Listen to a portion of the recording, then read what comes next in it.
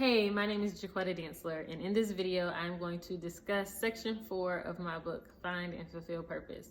Now, if you've never heard of Find and Fulfill Purpose or you don't have a copy of the book, it doesn't matter. This video will still have information that hopefully will inspire you, encourage you, or that you can relate to. You don't have to have the book, or you don't have to have read it ahead of time to watch the video. So if you don't have it and you would like it though, I do want to let you know that you can get it at Amazon.com, and you can also get a signed copy at JaquettaDantzler.com. So check that out if you would like a copy and you don't have one. Section 4 of Find and Fulfill Purpose is called Fighting Purpose. And so in the previous sections, we talk about the fact that we all have a purpose, that we were created, we were born with a purpose. And our purpose is to honor God, to glorify Him, to bring Him glory. And in order to do that, we have to love Him and love others. And He's given us talents, gifts, treasures, time, all these things that allow us to make an impact with the people that He's entrusted us with. And so when we talk about fighting purpose, we're really talking about fighting against specific assignments that God has given us, or walking in the gifts that He's called us to walk in it, and do those things that may seem hard or too big for us to do sometime. And so this might be my favorite section of the book so far. And it might be because it's most relatable to me, because I feel like I even started this journey of purpose running, running away from what I felt like God might have wanted me to do. Maybe I didn't feel qualified enough or have all the answers or know exactly what the big picture was. But all I know is that there has been separate occasions in my life where I can relate to all of the stories that I'm about to tell you today. And when I define fighting purpose, I use examples of running, hiding, arguing with God, and making excuses. And I think that's pretty relatable to all of us, right? We've all ran, we've all made excuses, we've all even argued with God. And so I want to start by talking about what it looks like to run from God. The best running example is Jonah, right? So God tells Jonah to do something and he runs 500 miles in the opposite direction. Like, he gets the award for running away, right? And so we know the story of Jonah. We know that he ran away, he ran in the opposite direction. He gets on a boat, there's a storm.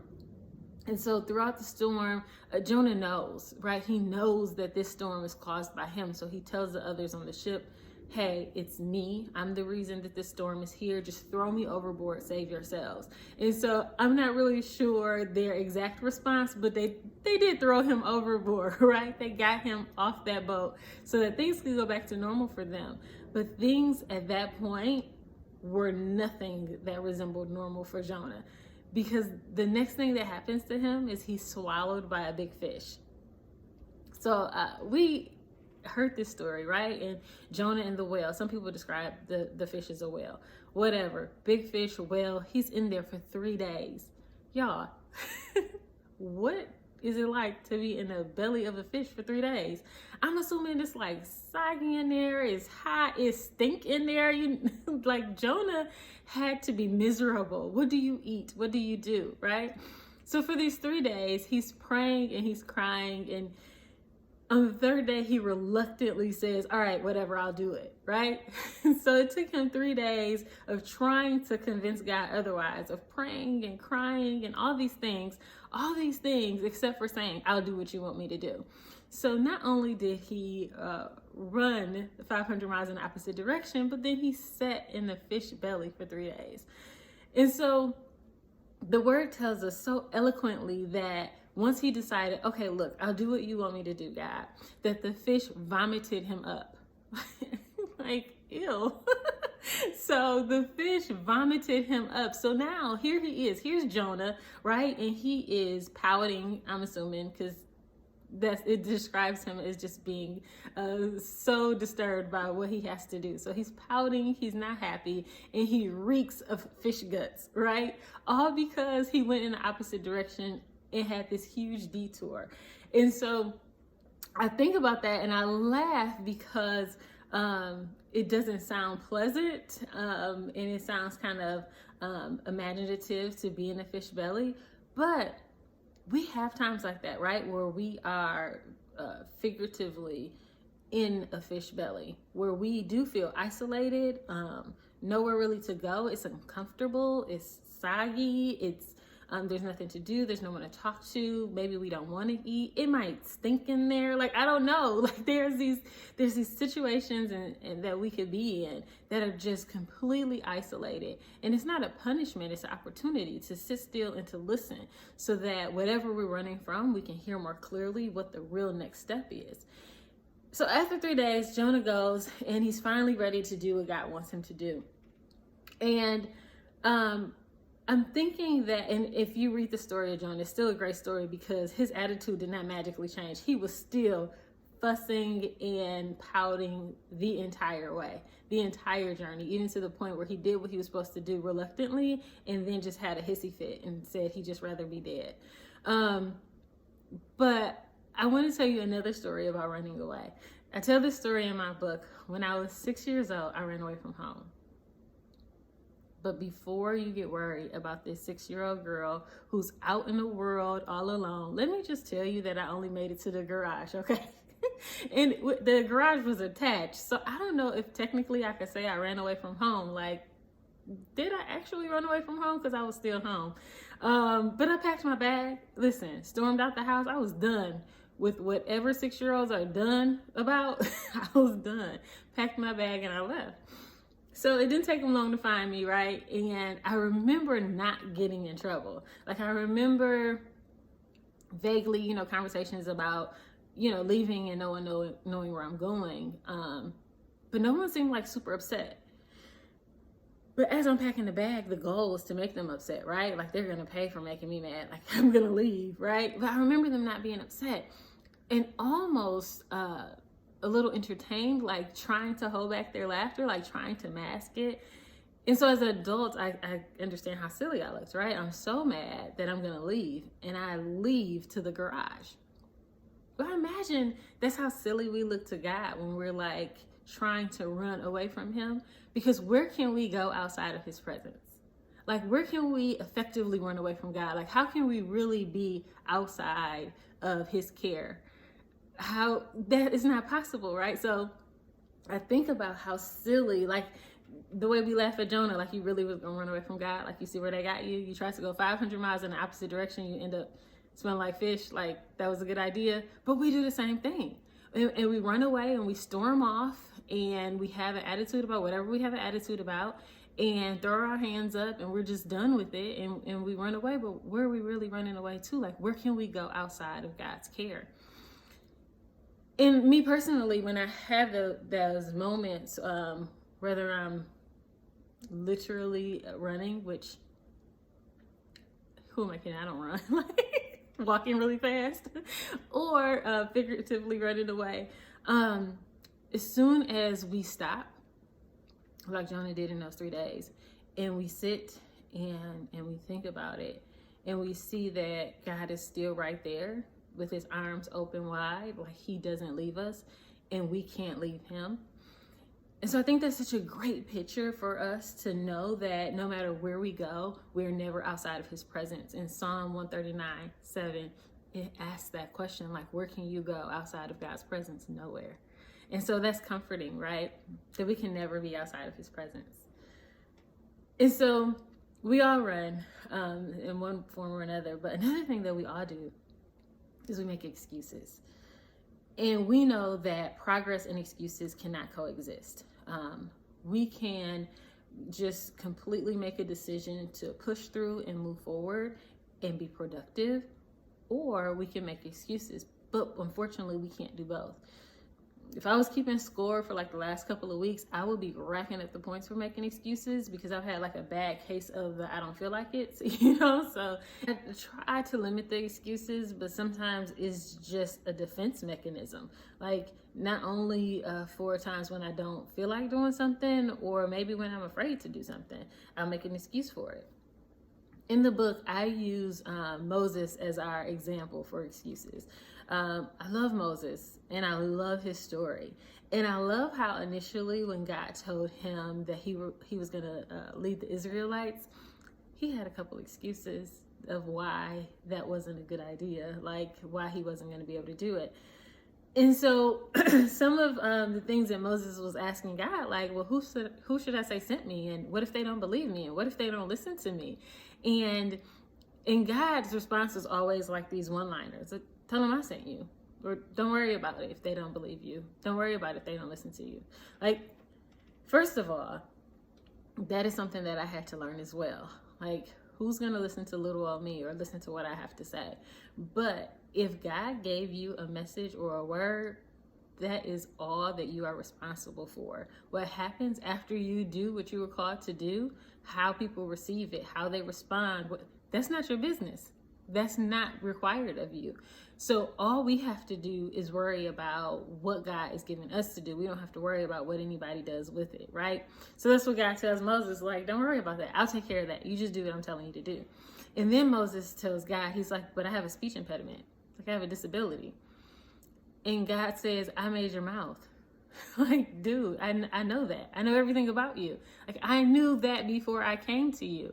And it's laughable because we do that too. Like, we think we're going to tell God something about us that he doesn't already know. Like, we tell God, like, we're informing him, oh, but God, I would, but I have a disability. I have a speech impediment. I'm weak. I'm not qualified. I don't have a big enough platform. Like, we just tell God all these things, like, as if he's not the creator of you and I, right? And so finally Moses was like, I just don't want to go. Just send somebody else. And God said, no, you're going. Like, you take your brother Aaron, but you're going. And I think about that's how we have that exchange with God sometime, like telling him all these things about us. Like, we know ourselves better than God knows us. But the Bible tells us in Matthew 10:30 that he knows the number of hairs on our head. Like, I don't know about you. I don't know the number of hairs on my head. Like, I have no idea, regardless. Like, I have zero idea how many hairs are on my head. I don't even know how many braids in my hair right now, okay? Like, I have no idea. And I'm thinking that if I tried to count them, it would be off a little bit. But I believe that story is so significant because it is describing just how intimately God knows you. It doesn't say God knows you very well, or God knows the color of your eyes even when they're closed, or God knows you and he knows what you look like and he knows your favorite color. And he said, no, he knows the number of hairs on your head. He knows more about you than you know about yourself, and he knows more about you than anybody else could know about you, right? Because you find enough people, you get enough people in a room together, there's going to be people who know your favorite color and people who know what you like to eat, and like we know you, right? But God knows you intimately better and more than anybody else ever could or would know you. And so it's easy for us to believe that we can tell God, like, hey, God, I'm not the person you're looking for. Like, I think you got it wrong. But then we have to remember how intimately he knows us and loves us. And with that, another way that we fight our purpose or run from our purpose is we argue or we hide.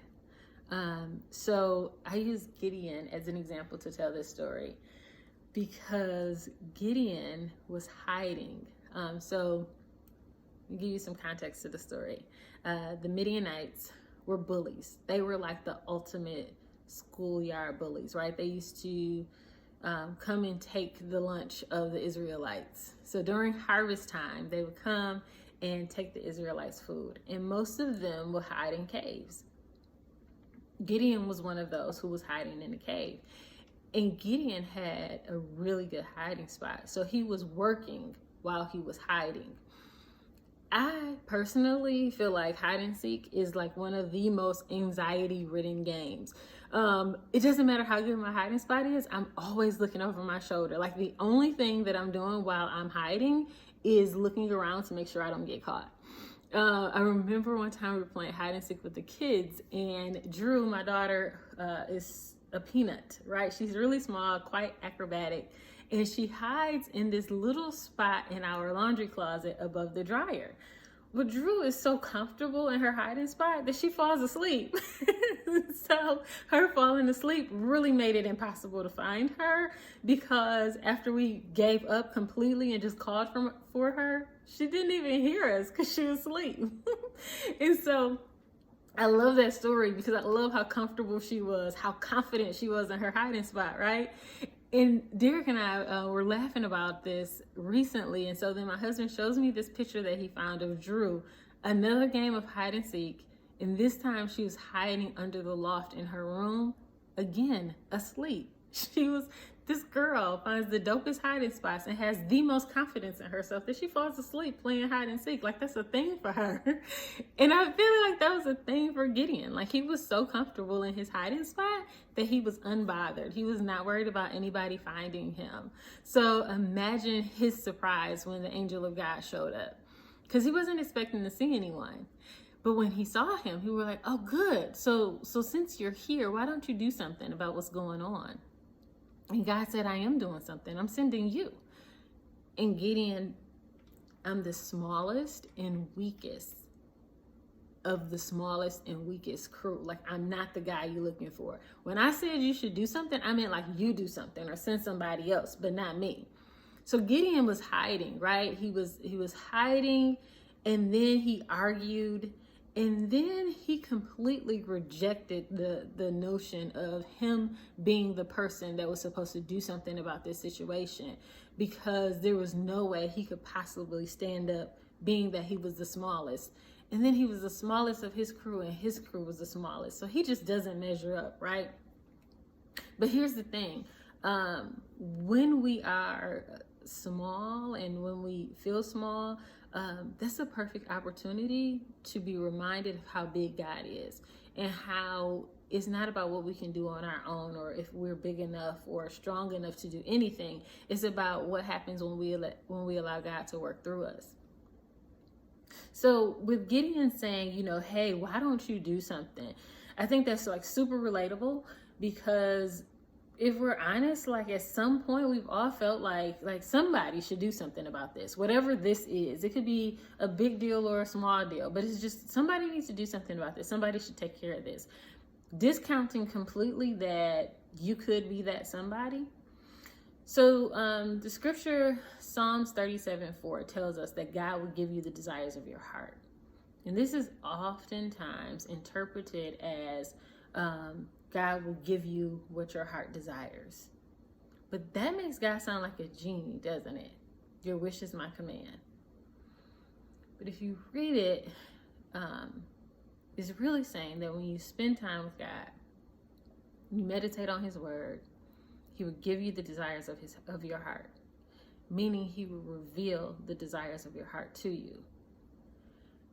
Meaning when you're passionate about something, and when you really are burdened by how much you care about something, that's God's invitation for you to do something about it. That passion is your heart's desire being revealed to you. You are receiving your heart's desire through passion. And that desire, or that need for someone to do something, could very well be you are that someone who needs to do something. I saw a commercial a while ago, and they put it perfectly in one sentence. Answer the burden of caring by doing. And so Gideon was super passionate. He was hiding and he was arguing that he was not the person to do it, but he was passionate about somebody doing something about it. But when he stopped arguing and came out of hiding, he defeated the Midianites, being the smallest and the weakest, because he allowed himself to walk in the purpose that God had called him to, and allow himself to be small so that it could be highlighted how big God is. Sometimes we expect big God to fit into our small plans, and it's just not going to work, right? Because we have to shrink God so much to be able to fit inside of what our plans are. And that's just not going to happen. And when we do that, we limit him and we limit what he wants to do through us. We limit ourselves as well. I love Ephesians 3:20 because it says, now unto him who is able to do immeasurably more than you could ask or think, more than you could imagine. And I'm like, man, I have a really big imagination. But this is a guy who can do way more than I can imagine. So I don't want to limit that God to my imagination. I don't want to limit that God to my thinking or my asking, because he's so much bigger than that. God knows everything about us and is just unmoved about it. In terms of, we can't tell God something that's going to change his mind about us. He can't learn anything new about you or me that's going to make him say, oh man, you know what? Okay, you're right. On second thought, I'm not going to be able to use you. Right? So, excuse me. So that's what it looks like for Jonah and Moses and Gideon. They were all in a position where they were just waiting on God to say, okay, yeah, you're right. I'll get someone else. My bad. It wasn't you. We can't change God's mind about us. He knows everything about us. He knew who we were before we knew. So I think about the scripture that says he knit us together in our mother's womb. And it's so powerful because God called the world into existence. He told the sun to shine. He sent the moon to the sky. He called it into existence. He could have called us into existence, but he knit us. He knit us together. That is so intimate and intentional. And that is such a description of just how well he knows every piece of our being. And so I really want to highlight how silly it is, because I do it too, to say to God, I'm not strong enough. I can't do this. Whatever that excuse is, whatever that argument is, because he knows us. Just like he told Moses, who made your mouth? Who made you? Who created you? The one who created you is fully aware of everything that you are and everything that you aren't. So Jesus had an assignment too, right? So you think about Jesus' assignment, which was to go to the cross. Whew, that don't sound fun, right? Because it doesn't. We're very grateful, but when you think in depth about what that means, he had a choice, y'all. So what would that look like for us if Jesus was like, nah, I'm good. I'm going to go 500 miles in the opposite direction. Or I'm going to just, God, send somebody else. Like, this really, I'm having second thoughts about this. This doesn't sound fun. Or he spent 30 years with us, right? With people, being a person. So he very could have easily been like, you want me to die for these? I'm good. Nah. He had a choice. He had a choice. And he chose to die for us. He felt like we were worth dying for. Thank you, God, right? So who is God calling us to stand in the gap for? Like, what life or death situation is waiting on you to not run or to not make excuses, to be who God called you to be? Like, who is waiting in the balance for you to stand in the gap and just be who you were created to be? That's it. Like, just to be unapologetically who you were called to be, flaws and all. I encourage you to have the audacity to be who God created you to be, and have the audacity to know that that's enough. We were created by the God of this universe, who knows exactly who we are, and also understand this, that you lack nothing, right? So I talk about being weak so he can be strong, and if we feel small, and he's big, and because all those things are true. But that doesn't mean you lack anything. Like, we lack nothing because the creator of this universe is inside of us. So lean into that. Lean into the fact that God, creator of all things, lives inside of you. So there's nothing that you lack. You were created for a purpose, on purpose. You are not going to approach God, or I'm not going to approach God, and he's going to say, oh, okay, Jaquetta, okay, let me try to figure out, dang, what can I get for her to do? Or, dang, what's her purpose? What do I have for her? Let me try to see where is she gonna fit in at? What would be a good fit for Jaquetta, right? Like, he already knew that when he was knitting me together. He doesn't have to figure that out. So when he tells me, I know full well that he has it under control. And like I was saying in the last video with section 3, like, it's just one next step at a time. We're not going to get the entire story or the entire picture, but we're going to get one next step at a time. And sometimes we might not get it right, and that's okay. I want to tell another story from the book. In this section that I tell is the story of the prodigal son. And prodigal means lost, right? So it's the story of the lost son. There's these two brothers. They work side by side for their dad. And the older brother is working diligently, and the younger brother is restless. And he's like, dude, I don't want to do this. So he goes to his dad and he's like, hey, check this out. I know you're not dead yet, but let me get that inheritance now so I can just kind of do my own thing. And his dad gave it to him. So his dad gave him his inheritance, and he went on and he partied and he did his thing, right? Well, at some point the money ran out. And when the money ran out, the people did too, which maybe you can relate to that. Like, when things are all fine, there's plenty of people around, but when things are hard or rough is when it's a little bit more lonely. So he is at the epitome of lonely. There's no one there. He gets a job, he's cleaning, and there's pigs eating. And the pigs are eating slop. You know, pigs eat slop. He's so hungry that he contemplates eating what the pigs are eating. And in that moment, he's like, you know what, this is too much. I'm going to go back to my father, and I am going to be a servant for my father. Like, this is my dad's servants eat better than this. So I'm going to do that. So on his way back, he's rehearsing his apology, and he's like, okay, cool. Like, when I get home, I'm going to just tell my father I'm sorry, and I just want to be a servant. You know, just find work for me to do. Let me sleep somewhere and eat something. So as he's going home and he's rehearsing all this and figuring out how he's going to kick it with his dad, when he gets there, the father is already at the edge of the land, like, looking out. He never left that spot of looking and waiting on his son to return. So as his son is walking, trying to kind of get his thoughts together, the father runs to him. Y'all, this is my favorite part of the story, because he did not wait for his son to get to him and hear out what he had to say. He ran to him. That is such a beautiful description of grace. So the son didn't get a chance to say, you know, how sorry he was and all the bad things he did. The dad went and got him and was like, get my son a robe.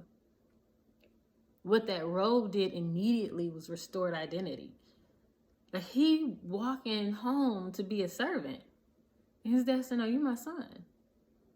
He restored his identity, put a ring on his finger, killed the fattest calf, had a party. He said to his other son, who was like, I've been here with you this whole time. Like, I've been here with you. You never had this kind of party for me. Like, what's the deal?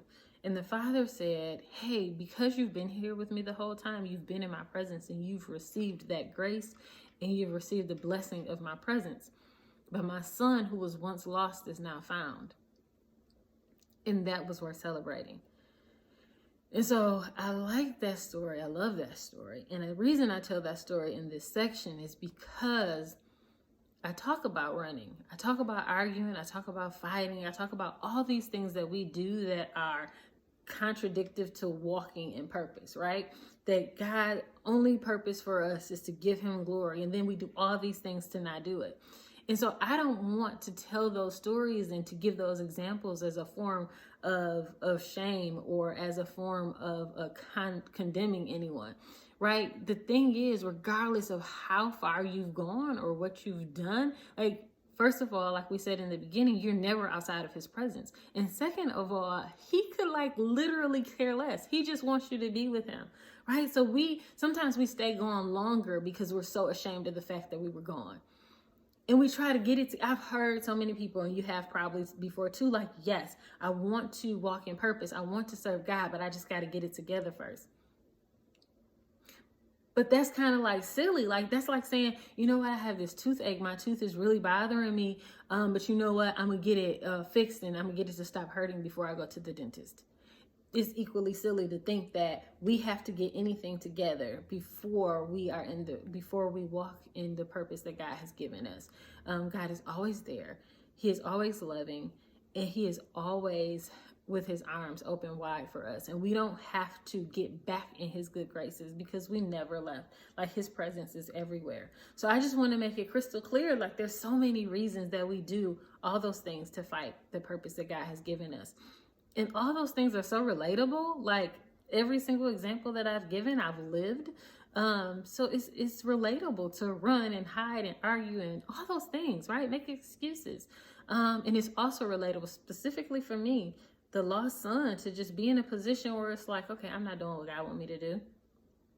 So I'm just going to hang out. Like, it's too late now. Like, I've already not done exactly what God wanted me to do. So it's already a lost cause. But that's just so not true. God is always there with his arms wide open, completely unmoved by the fact the father in that story was so unmoved by the fact that his son left. He was not resentful. He was not like, so now you want to come back after everybody gone, right? There was none of that. There was, get in here, put this robe on, remember who you are. You are my son. You don't have to remind me of who you are. You don't have to take on a new identity and be a servant. You are my son. God is aware of everything that we are and everything that we are not. And so there is nothing stopping us from fulfilling the purposes that he's given us except for us. And that's the whole point of this, is to position ourselves so that we can move forward and be just that, be unapologetically who God created us to be, whatever that looks like. One last story, the parable of the talents. Listen, I have heard this story so many times, but one time I heard it at a conference and it just shook me to my core. It was hitting too close to home. And so in the parable of the talents, this servant leaves and he leaves his 3 servants with a portion of talents, right? And I think he left one with 1, one with 2, and one with 5. And so when he comes back, the one who had 2 and the one who had 5 doubled what they had, right? But the one who had 1 buried what he had. But he had an excuse of why he buried it. And so he told him, he was like, hey, I know how much you take care of your things. I know how you work hard. You don't want to lose anything you worked hard for. So I buried it. I buried it because it's just for you. It's just for us. I wanted to take care of it. I wanted to make sure nothing happened to it. So the 2 that doubled it, he said, hey, well done. Well done, good and faithful servant. He gave them even more, right? But the one who hid it, he called him evil and cast him to hell. Like, that was deep, because he gave this brilliant story of why he did it and why he hid it, right?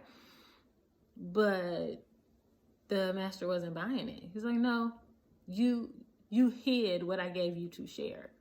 And that is equivalent of evil. And that is what shook me.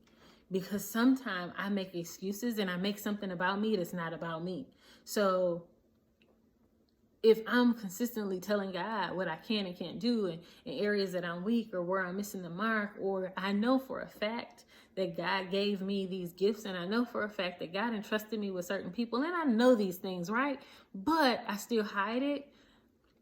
I still struggle with walking in unapologetically the direction that God told me to go and just having the audacity to be me, like I'm still working on it. And so when I think about that parable and realize that every time I don't show up to be who God called me to be, every time I don't show up or I censor who I am, I bury the gifts, the talents, the word that God gave me. Every time I do those things, that is equivalent to evil, because God, the creator of all things, gave me a very specific purpose and entrusted me. He trusted me with these things. Game changer. Never looked at that parable again the same. So as we walk in our purpose, and as we work on just being us, the way that God created us, and as we work on understanding that He is God, and so if He made it, it's good, we have to always remember that you fulfilling purpose is not based on your capacity. You fulfilling purpose is based on your commitment.